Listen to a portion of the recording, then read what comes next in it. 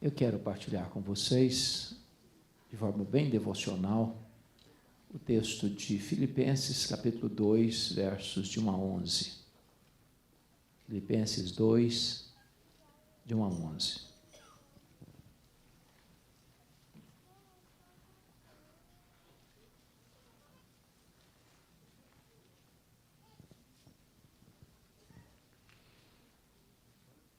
Paulo escreve assim: se há, pois, alguma exortação em Cristo, alguma consolação de amor, alguma comunhão do Espírito, se há entranhados afetos e misericórdias, completai a minha alegria, de modo que penseis a mesma coisa, tenhais o mesmo amor, sejais unidos de alma, tendo o mesmo sentimento. Nada façais por partidarismo ou vanglória, mas por humildade, considerando cada um os outros superiores a si mesmo. Não tenha cada um em vista o que é propriamente seu, senão também cada qual o que é dos outros. Tende em vós o mesmo sentimento que houve também em Cristo Jesus. Pois ele, subsistindo em forma de Deus, não julgou como usurpação o ser igual a Deus. Antes a si mesmo se esvaziou, assumindo a forma de servo, tornando-se em semelhança de homens e reconhecido em figura humana. A si mesmo se humilhou, tornando-se obediente até a morte e morte de cruz. Pelo que também Deus o exaltou sobremaneira e lhe deu o nome que está acima de todo nome, para que ao nome de Jesus se dobre todo o joelho nos céus, na terra e debaixo da terra, e toda língua confesse que Jesus Cristo é Senhor, para a glória de Deus Pai. Amém. Esse texto fala de relacionamento. E me impressiona profundamente ver Paulo como um teólogo que é pastor. Paulo não era um teólogo de gabinete, que vivia mergulhado numa biblioteca, confabulando teologia. Paulo era um pastor que, na urdidura da luta, do cuidado pastoral, usava o conhecimento teológico para resolver tensões e conflitos na igreja. E o que me encanta é que talvez esse texto, maiormente os versos 5 a 11, seja o mais robusto texto cristológico do Novo Testamento. E Paulo usa exatamente num contexto pastoral.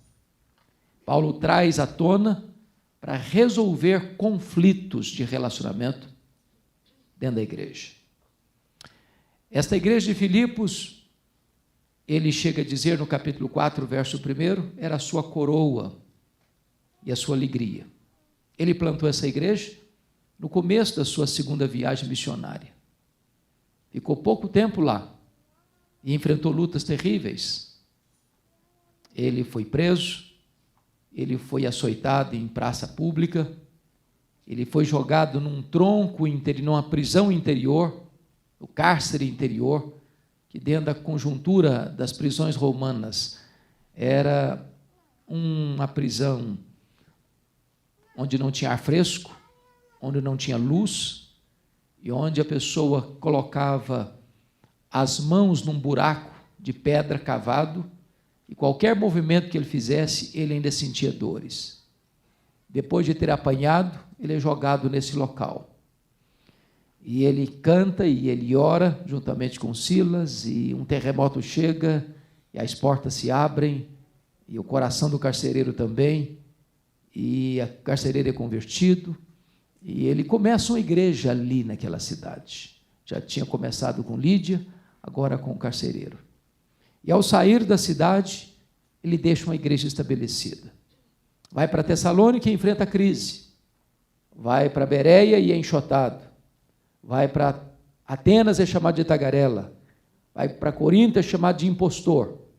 Mas essa igreja que ficou para trás, tornou-se, conforme ele diz no capítulo 4, verso 15, a única igreja de todas as igrejas que ele plantou, numa igreja parceira do seu trabalho missionário, no que tange a dar e receber.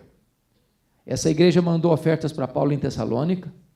Quando Paulo estava preso em Roma, essa igreja escala seu pastor Epafrodito para levar uma oferta para Paulo lá na prisão. Diríamos nós que Filipos era uma igreja missionária. Diríamos nós que portas para fora, essa era uma igreja modelo. Porém, essa mesma igreja tão dinâmica na obra missionária e tão solícita no cuidado pastoral, ela estava batendo cabeça. Portas para dentro. Você pode conferir comigo, capítulo 4, verso 2, onde ele cita o caso de duas mulheres, líderes da igreja. E ele diz assim: rogo a Evódia e rogo a Sinti que pensem concordemente no Senhor. Quando você vê que a própria SAF da igreja está em crise, é porque o negócio está complicado mesmo. Essas mulheres não eram mulheres apenas assistentes na igreja, porque no verso 3, ele diz: a ti, fiel companheiro de jugo, também peço que as auxilies, pois juntas se esforçaram comigo no evangelho. Eram mulheres de vanguarda, estavam na dianteira do trabalho, juntamente com Paulo. E Paulo ainda mais avança, quando diz ainda, também com Clemente, com os demais cooperadores meus. Não apenas ajudaram Paulo, ajudaram Clemente e os outros cooperadores de Paulo. Eram mulheres líderes na igreja. E de repente essas duas mulheres líderes da igreja de Filipos se desentenderam. E não pensavam mais concordemente. Meus irmãos, como membros de uma igreja local não pensam mais concordemente, a igreja entra numa rota de colisão. Despende muita energia.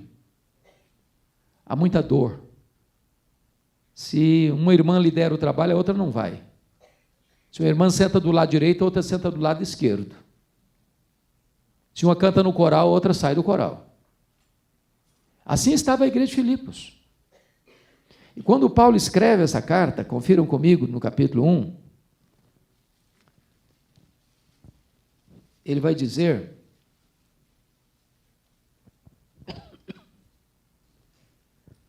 no versículo de número 27, vivei acima de tudo, por um modo digno do evangelho de Cristo, para que, ou indo ver-vos, ou estando ausente, ouça no tocante a vós outros, que estáis firmes em um só espírito, como uma só alma, lutando juntos pela fé evangélica. Vejam vocês que ele escreve isso porque aqueles irmãos estavam lutando, ainda estavam trabalhando, era uma máquina de ação aquela igreja, era uma colmeia industriosa aquela igreja. O problema é que aquela igreja estava fazendo, mas sem unidade, fazendo, mas sem harmonia, fazendo, mas não tinham mais uma só alma, fazendo, mas não tinha um só pensamento. Então o problema daquela igreja não era falta de trabalho, não era falta de dinâmica, não era agenda. O problema da igreja de Filipos era relacionamento. Relacionamento. Se você perceber, nós temos duas filosofias de vida que devam ser vetor na nossa vida. A primeira filosofia está no capítulo 1, versículo 21. Confira comigo. Para mim, o viver é Cristo e o morrer é lucro. A primeira filosofia de vida é quando Jesus ocupa o primeiro lugar na sua vida. Mas a segunda filosofia de vida é 2:21. Confira comigo. Pois todos eles buscam o que é seu próprio e não o que é de Cristo. Ou você está em Filipenses 1:21, ou você está em Filipenses 2:21. Ou Cristo é o centro, ou você é o centro. Toda vez que você se coloca na frente, a sua vontade, a sua visão, a sua cosmovisão, a sua metodologia, o seu entendimento, o seu sentimento tem que prevalecer, a igreja entra em crise. Porque tem gente que pensa que só ele está certo. Todo mundo está errado. Só ele sabe, ninguém mais sabe. Só ele entende, ninguém mais entende. Se ele não estiver na frente, a coisa não vai acontecer. Só pensa nele mesmo. E não no que é de Cristo. Mas agora, Paulo vai nos ensinar uma terceira via de prioridade na vida. Está aí no capítulo 2, confira comigo. No versículo 4. Não tenha cada um em vista o que é propriamente seu, senão também cada qual o que é dos outros. Então nós poderíamos pensar da seguinte maneira: primeiro Cristo, depois o outro, finalmente eu. Se você botar o eu na frente, o outro depois, Cristo desaparece. Como é que se resolve o relacionamento na igreja, irmãos? Como é que trata disso na igreja? Como é que se lida com a igreja que é crente, que é ativa, que é dinâmica, que não tem heresia, não? O problema aqui não é falsa doutrina, o problema aqui não é falsos mestres, o problema aqui não é que a igreja está sendo atacada por ensinamentos heréticos, não.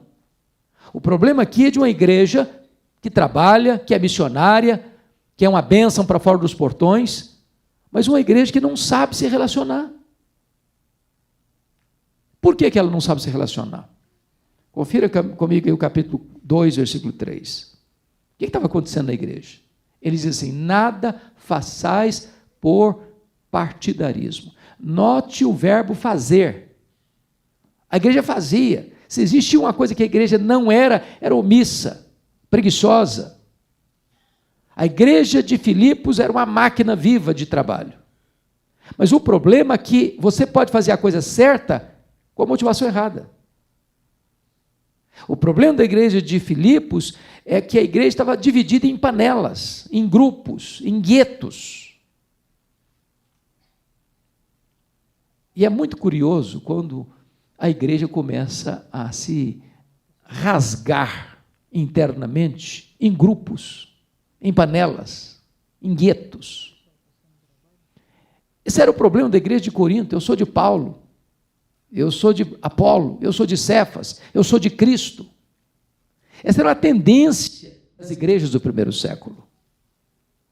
E a grande questão hoje é o seguinte: é que às vezes, irmãos, nós somos uma igreja que busca conhecimento e devemos buscar.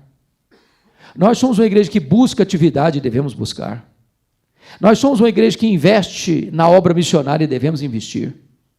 Nós somos uma igreja que está sempre em ação e atividade e devemos ser. Mas às vezes falta-nos maturidade espiritual. Porque há hoje um entendimento equivocado do que seja maturidade. O que é maturidade cristã? É saber muito?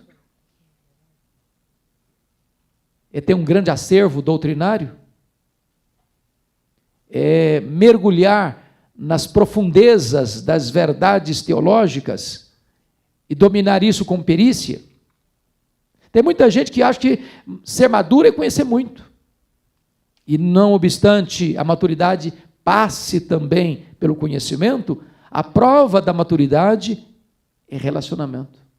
Se não, vejamos. Pega comigo a carta aos Romanos, a carta mais teológica de Paulo. Paulo dedica 11 capítulos de Romanos para tratar de doutrina, da mais excelente doutrina. E depois dos capítulos 12 ao 16, ele vai aplicar a doutrina e vai entrar na parte prática da carta. Se você observar bem, dos capítulos 12 a 16, ele trata de um único assunto. Que assunto? Que palavra poderia resumir Romanos 12 a 16? Uma única palavra: relacionamentos. Como assim? Primeiro, versículos 1 e 2 do capítulo 12, relacionamento com Deus. Rogo-vos, pois, irmãos, pelas misericórdias de Deus, que apresenteis o vosso corpo por sacrifício vivo, santo e agradável a Deus, que é o vosso culto racional. Não vos conformeis com este século, mas transformai-vos pela renovação da vossa mente. Segundo, Romanos 12, 3 a 8, relacionamento com você mesmo. Não pense de você mais do que convém. Não seja um balão, não seja um pavão, não seja arrogante, soberbo, altivo. Baixa a bola. Não cultive complexo de superioridade nem de inferioridade. Você tem que ter uma autoimagem saudável. Terceiro, Romanos 12, 9 a 16, relacione com seus irmãos. Você tem que amar seu irmão sem hipocrisia, de todo o seu coração. Quarto, relacionamento com seus inimigos. Romanos 12, 17 a 21. Como é que você lida com gente que não gosta de você? que fala mal de você, que persegue você. Se você for daquele tipo de gente que guarda mágoa, ou se vinga, ou dá o troco, você perdeu o foco. Você pode saber muito, mas é imaturo. Quinto, relacionamento, capítulo 13, com as autoridades constituídas. Você deve a elas respeito, você deve a elas tributo. Um crente que ele é uma pessoa rebelde, ele não é maduro, por mais que ele saiba. Sexto, capítulos 14 e 15, relacionamentos com pessoas que pensam diferente de você. Pensam diferente de você, são irmãos em Cristo, mas em coisas secundárias ele não pensa como você. E Paulo divide a igreja em dois tipos de crentes, crentes fortes e crentes fracos. Os crentes fortes achavam que podia comer de tudo, os crentes fracos só comiam legumes. Por que ele está dizendo isso? Porque naquela época, onde os crentes eram oriundos do paganismo, quase tudo que se comprava no mercado ou que se consumia tinha problema de carne sacrificadas aos ídolos. E aí o crente fraco pensava o seguinte: eu não vou comprar carne nem coisa nenhuma. E se essa carne foi sacrificada aos ídolos? E se eu comer essa carne? E aí a pessoa assim: para eu não correr esse risco, nem comer carne eu vou ser vegetariano. O crente forte não estava preocupado com isso não. É claro que em 3 circunstâncias ele não comia, nem no templo do ídolo, nem no açougue, se o açougueiro falasse que a carne tinha sido sacrificada ao ídolo, nem na casa de um amigo que convidasse para um jantar e falasse antecipadamente para ele que aquela carne foi sacrificada aos ídolos. Mas do contrário, ele comia com a consciência tranquila. Qual era o problema da igreja? O crente forte desprezava o crente fraco. Você é um Zé Ninguém, cara, você não sabe nada, você não sabe de Bíblia não, você é um crentezinho zero à esquerda. Aí o crente fraco olhava para o crente forte: não, você não é crente não, você não é espiritual não, você é um cara carnal, você é um cara mundano, você não se santifica. E os irmãos estavam batendo cabeça. Então, o que é maturidade, irmãos? É capacidade de se relacionar. Tem gente que tem um cabeção imenso, você fica igual uma formiguinha perto dele, mas o cara não sabe conviver com ninguém. Ele não consegue se relacionar com ninguém. Onde ele chega, aqui é problema. Onde ele chega, tem confusão. Onde ele chega, a coisa não acontece mais. Então, Paulo está usando aqui teologia em Filipenses 2 para explicar que um crente maduro é um crente que tem capacidade de se relacionar. E por que os problemas acontecem dentro da igreja? Volte agora para capítulo 2, versículo 3. É porque tem muita gente que está fazendo a coisa acontecer com a motivação errada, com partidarismo. O segundo problema mencionado por ele é o chamado vanglória. O que é vanglória? É quando a pessoa quer ser o centro de tudo. Até ele trabalha assim, desde que ele apareça. Até que vai sim, desde que os holofotes estejam nele. Ele coopera sim, mas desde que o nome dele apareça na lista. Ele até entrega o dízimo, mas desde que bote uma lista lá na parede, que o dízimo dele foi o maior dízimo da igreja. Então essa pessoa está buscando glória para ela mesma. Ele está fazendo, mas a motivação não está boa. Desta maneira, irmãos, prestem bem atenção, é que Paulo insere nessa conjuntura, para resolver problemas de relacionamento dentro da igreja, o mais importante capítulo da cristologia de todas as suas cartas. Como é que resolve isso? Pensem comigo aqui. Vamos pegar o capítulo 2, versículo 1. Se há, pois, alguma exortação em Cristo, alguma consolação de amor, alguma comunhão do Espírito, se há entranhados afetos de misericórdia. Faça um exercíciozinho aí. Grife as palavras exortação, consolação, comunhão do Espírito e afetos e misericórdias. Grifou? Agora tira essas palavras do texto. Tira essas palavras dos relacionamentos humanos. O que é que sobra? Sobra mágoa. Sobra feridas. Sobra partidos. Sobra grupos. Sobra guetos dentro da igreja. Como é que resolve isso? Aí ele introduz assim a cristologia. tende em vós o mesmo sentimento que houve também em Cristo Jesus. E ao introduzir tende em vós o mesmo sentimento que houve também em Cristo Jesus, ele começa a mostrar que para você se relacionar, você precisa começar a abrir mão de direitos que você tem. Aí ele diz assim, confira, pois ele, subsistindo em forma de Deus. Você sabe que existem duas palavras no grego para forma, a palavra esquema e a palavra morfê. A palavra morfê é a forma que não muda, é inalterável, é imutável, ela é permanente. A palavra esquema é a forma que está sempre mudando. Quando Paulo diz que ele subsistindo em forma de Deus, é óbvio que ele usou a palavra morfê e não esquema. Ele foi Deus antes de se encarnar. Ele não deixou de ser Deus ao se encarnar. Ele não deixou de ser Deus ao voltar para o céu. Ele nunca, jamais deixou de ser Deus, nem na eternidade, nem no tempo. Mas Paulo diz assim, pois ele subsistindo em forma de Deus, não julgou como usurpação ser igual a Deus. Eu pergunto a você, o que é usurpação? É querer ocupar uma posição que não lhe é legitimamente devida. Se Jesus tivesse reivindicado todos os plenos direitos dele como divindade, ele teria usurpado alguma coisa? Não. Mas voluntariamente ele abre mão da glória que tinha junto ao Pai. Servido pelos anjos, arcanjos e serafins. Veste pele humana, entra na nossa história, nasce num lar pobre, cresce como um homem pobre, vive os dramas de ser chamado de beberrão, de endemoniado, de violador da lei. Ele abre mão de direitos seus.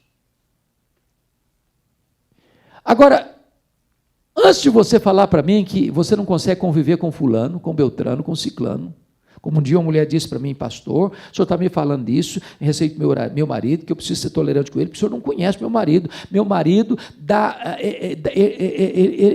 ele dá azia em copo de bicarbonato. Mas antes de você falar que não tem jeito, Paulo pergunta assim para você, você já abriu mão dos seus direitos? Você tem o mesmo sentimento que houve também em Cristo Jesus?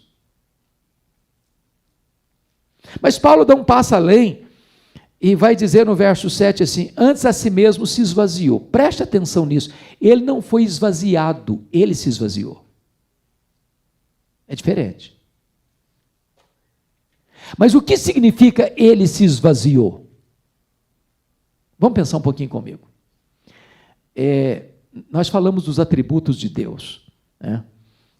E nós, na teologia, aprendemos que Deus tem atributos comunicáveis e atributos incomunicáveis. Tem atributos que Deus tem e reparte conosco. Tem atributos que Deus tem e não reparte conosco. Nem agora, nem quando nós formos para o céu.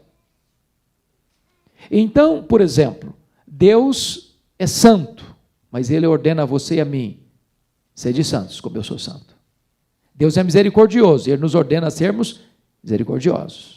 Deus tem atributos e reparte conosco. Mas há atributos que Deus tem e nunca vai repartir conosco, que nós nunca teremos, nem mesmo depois de sermos glorificados. Por exemplo, Deus é autoexistente, Deus é imenso, Deus é infinito, Deus é eterno, Deus é imutável, Deus é onipotente, Deus é onipresente, Deus é onisciente, Deus é transcendente. Deus é maior que tudo que Ele criou. E agora Paulo diz que Ele se esvaziou. Pense nisso agora comigo. Se Ele é maior que tudo que existe, e os estudiosos dizem que o nosso universo tem mais de 93 bilhões de anos-luz de diâmetro, se nós voássemos na velocidade da luz 300 mil quilômetros por segundo, nós demoraríamos mais de 93 bilhões de anos para ir de uma extremidade à outra. E se Ele é maior que tudo isso, pense nesse Deus se esvaziando, se esvaziando, se esvaziando, se esvaziando, se esvaziando, se esvaziando, se esvaziando, a ponto de se transformar um zigoto, um embrião, um feto, um bebê que nasce de uma virgem, enfaixado em panos, deitado numa manjedoura. Quando você vem me dizer que não dá para conviver com um fulano, Paulo pergunta assim: você já se esvaziou? Até quanto você já se esvaziou? Então, tende em vós o mesmo sentimento que houve também em Cristo Jesus. Mas Paulo dá um passo além e diz o seguinte, confira comigo no verso de número 7 ainda: assumindo a forma de servo. E a palavra forma aqui não é esquema, é morfê. Ele não fez um papel de ator no palco, servindo, não. Ele assumiu de fato o papel de servo. A forma de servo. Ele não veio para ser servido, ele veio para servir. Agora pense comigo nessa cena. Só para dar um exemplo. Pensa comigo no cenáculo. Jesus mandou que Pedro e João fossem preparar um ambiente para comerem a Páscoa. E preparou o cenáculo. Tudo certinho. Jesus tinha dado todas as dicas. E aí está tudo pronto na quinta-feira à noite. Agora pense comigo que a mesa estava posta. Cordeiro assado, os pães sem fermento, as ervas amargas, o vinho, e aqui do lado uma bacia com água e uma toalha. Mas por que aquela bacia estava ali com água e uma toalha? Porque ninguém se assentava à mesa naquela época sem lavar os pés e as mãos. Mas por quê? Ninguém chega em Jerusalém de pés limpos. Jerusalém está dentro de um deserto, irmãos. Dentro do deserto. E naquela época ninguém usava botina, nem sapato fechado. Eram sandálias. E as mesas não eram como as nossas, altas, onde você enfia o pé debaixo da mesa e esconde os pés. As mesas eram baixas. Você ficava escorando o cotovelo. Seu pé ficava quase no nariz do irmão, do lado. Mas quem vai tomar a iniciativa de lavar os pés? Isso era o papel do escravo. Eles não tinham escravos para servi-los. E eles tomam a decisão de sentar sem lavar os pés mesmo. Aliás, o papo que rolava na mesa é quem de nós é o maior, quem de nós é o mais importante, quem de nós tem primazia. E é nessa conjuntura que Jesus levanta da mesa, pega a toalha, pega a bacia e começa a lavar os pés dos discípulos. Olha o tapa de luva, olha o vexame, olha a vergonha, olha o constrangimento. Pedro fica desesperado, porque Jesus tinha lavado até os pés de Judas Iscariotes. Quando chega na frente dele, o senhor vai lavar meus pés. O que eu estou fazendo agora você não entende não, mas você vai entender depois. Não, o senhor não vai me lavar não. Não, se eu não lavar os seus pés, você não tem parte comigo. Aí Jesus volta para a mesa e diz assim para eles: vós me chamais o mestre e o Senhor, e fazeis bem porque eu sou. Se eu lavei os pés de vocês, faça meu favor, lavar os pés uns dos outros. Então, quando você me diz assim, não, pastor, não tem jeito não, dá não. Eu pergunto, você já lavou os pés dessa pessoa? Daquela que falou mal de mim, daquela que está traindo você exatamente agora, você já lavou os pés dela? Tende em vós o mesmo sentimento que houve também em Cristo Jesus. Mas Paulo dá mais um passo. E confira comigo aí, por favor. Capítulo 2, versículo 8. A si mesmo se humilhou, tornando-se obediente até a morte de cruz. Preste atenção que ele não foi humilhado. Ele se humilhou. Não foi uma humilhação imposta, foi uma humilhação oferecida. Mas ele desceu até onde não podia descer mais. É aqui que os reformadores dizem que ele desceu ao inferno. Ele desceu ao inferno na cruz, onde ele suporta toda a fúria da ira de Deus sobre ele. A santa ira de Deus, que devia cair sobre nós, caiu sobre ele. Ele foi golpeado pela lei, que dizia, a alma que pecar, essa morrerá, e ele se fez pecado, e ele se fez maldição. E ele bebe o cálice amargo da ira de Deus sozinho. Não dá para descer mais. Ele desceu ao fundo do poço. Quando você me diz, não dá não, pastor, o que é isso? Não, não, não, aí não dá não, é demais. Então Paulo pergunta assim, você já desceu ao fundo do poço? Você já se humilhou a esse ponto? Então, tende em vós o mesmo sentimento que houve também em Cristo Jesus. O que Paulo está dizendo para nós, que o remédio para resolver conflitos na igreja é olhar para Jesus. É seguir o exemplo de Jesus. É ler a cartilha de Jesus. Bom, mas agora, note você o que vai acontecer no verso 9. O reverso dessa moeda. Pelo que também Deus o exaltou sobremaneira. Então vamos pensar um pouquinho. Diz o texto que foi Jesus que se esvaziou. Foi Jesus que se fez servo. Foi Jesus que se humilhou.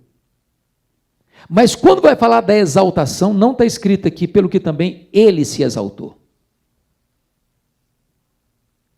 Ele se humilha, mas quem o exalta é Deus.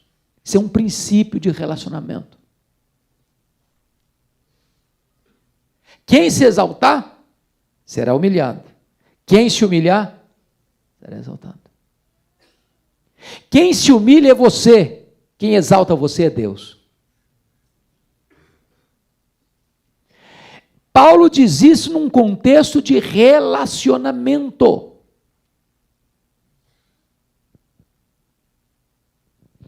E diz o texto que Deus o exaltou de que maneira?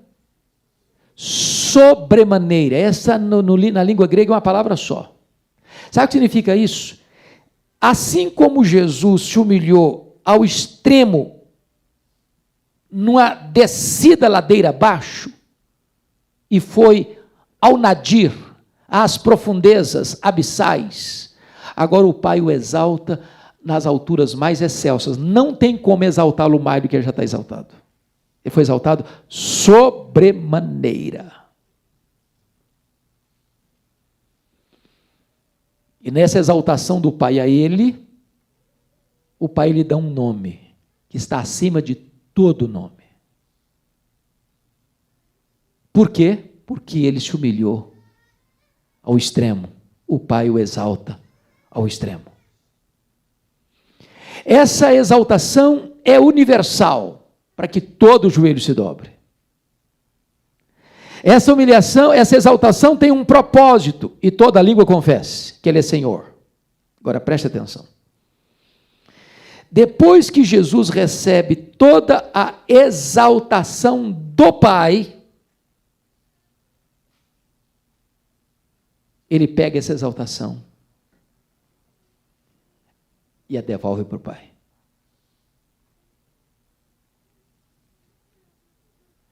Para que o nome de Jesus se dobre todo o joelho nos céus, na terra e debaixo da terra, e toda língua confesse que Jesus Cristo é Senhor. Para quê? Para a glória de Deus Pai. Isso é um princípio de relacionamento. Quando Deus exalta você, você recebe e devolve. Devolve.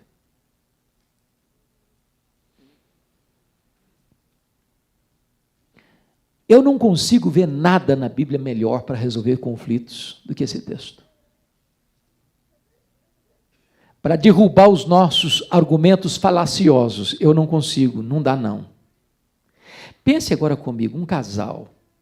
Nós temos hoje um índice imenso de divórcio no mundo. Pense comigo, um casal crente, que tem suas lutas, tem seus conflitos, tem suas briguinhas assim de vez em quando. Se esse casal de joelhos lê esse texto, dá para resolver conflitos? Dá para resolver tensões? Aquelas briguinhas de líderes de igreja, porque líder de igreja às vezes bate cabeça, sabia? Até Paulo e Barnabé bateram cabeça. Dá para resolver conflito assim, com esse texto? Aquelas duas irmãs da SAF lá, Evódia e Assinte, que estão brigando. Dá para resolver problema, conflitos desse jeito? Olhando para Jesus? Aqueles irmãos da igreja que estão brigados há muito tempo. Estão brigados mesmo.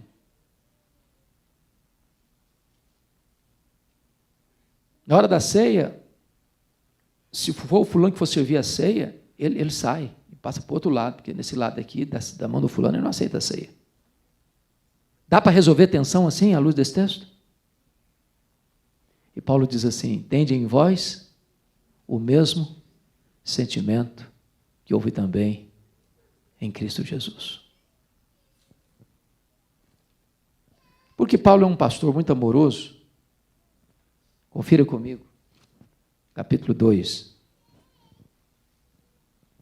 No versículo 2, ele pede a seguinte para a igreja agora: completai a minha alegria. Paulo era um cara alegre. Estava onde mesmo?